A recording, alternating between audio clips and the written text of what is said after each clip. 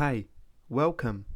In this video, I intend to show you that a change in the overall phase of a quantum state doesn't change the probability of obtaining a particular result in a measurement.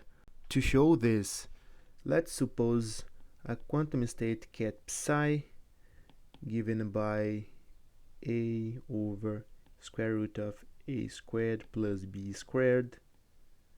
This denominator is just to make sure that our quantum state is normalized, plus b over square root of a squared plus b squared, ket minus. So as we have already calculated in the previous video, we know that the probability of finding spin up is given by a squared over square root of a squared plus b squared, and the probability of finding spin down is given by b squared over a squared plus b squared. Then let's suppose a new quantum state given by ket psi prime defined by exponential I delta ket psi. What I did here was a change in the overall phase by multiplying the quantum state ket psi by this term exponential I delta. If we look at ket psi through this expression here, we can say that it's equal to exponential I delta a over square root of a squared plus b squared ket plus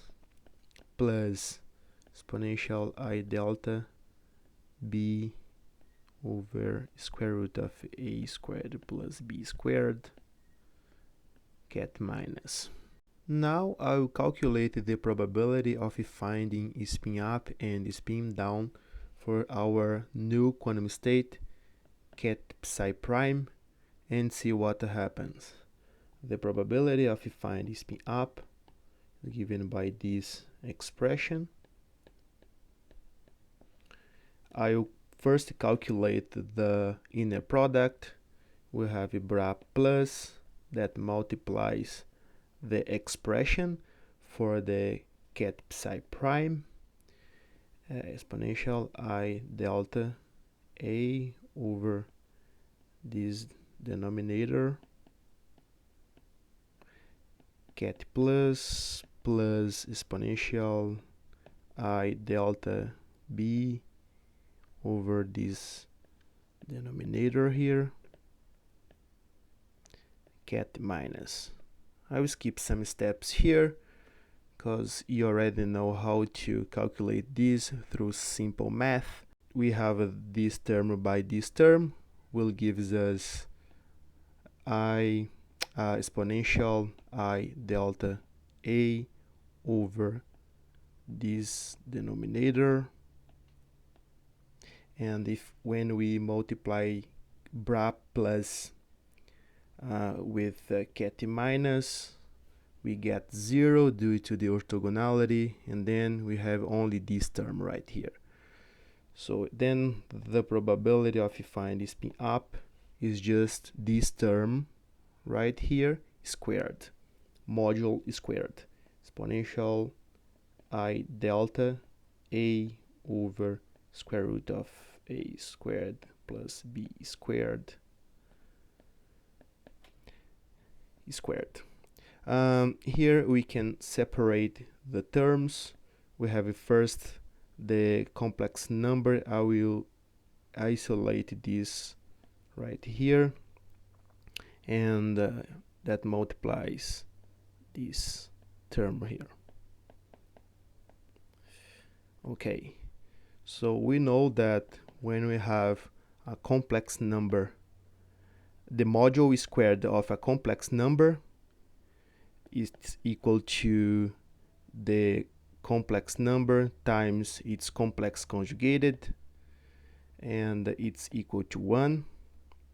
And if we apply this rule for this term here, we have exponential I delta times exponential minus I delta. It's equal to 1, and we end up with this probability. A squared plus b squared. So as we can see, this probability found for ket psi prime is the same that we found for ket psi.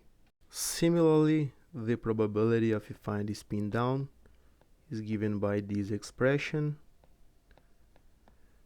I will calculate the inner product first, minus bra minus that multiplies our ket psi prime exponential I delta over square root of a squared plus b squared, bra plus I have an a here, exponential I delta b over square root of a squared plus b squared, ket minus.